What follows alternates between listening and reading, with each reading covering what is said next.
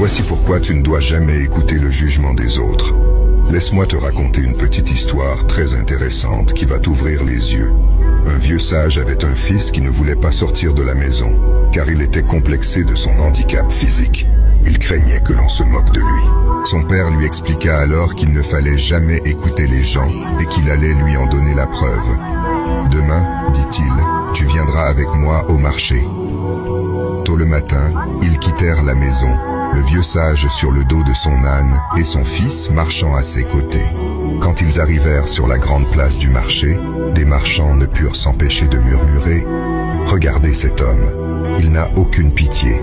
Il se repose sur le dos de l'âne et laisse son pauvre fils à pied. » Le sage dit à son fils « Tu as entendu mon fils. » Le deuxième jour, le sage et son fils firent le contraire. Le garçon monta sur le dos de l'âne et le vieil homme marcha à ses côtés. À l'entrée de la place, les mêmes marchands étaient toujours là. « Regardez cet enfant qui n'a aucune éducation, dirent-ils.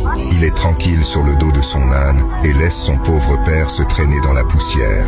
Si ce n'est pas malheureux de voir pareil spectacle. »« Tu as entendu ?» demanda le père à son fils. Le troisième jour, ils partirent tous deux à pied, tirant l'âne derrière eux au bout d'une corde. « Regardez ces deux imbéciles » se moquèrent les marchands. « Ils marchent à pied, comme s'ils ne savaient pas que les ânes étaient faits pour être montés. » Le sage dit à son fils « Tu as bien entendu mon fils. » Le quatrième jour, lorsqu'ils quittèrent leur maison, ils étaient tous les deux juchés sur le dos de l'âne. À l'entrée de la place, les marchands laissèrent éclater leur indignation. « Quelle honte! Regardez ces deux-là, ils n'ont aucune pitié de cette pauvre bête. » Le cinquième jour, ils arrivèrent au marché en portant leur âne sur leurs épaules. Mais les marchands éclatèrent de rire. « Regardez ces deux fous qui portent leur âne au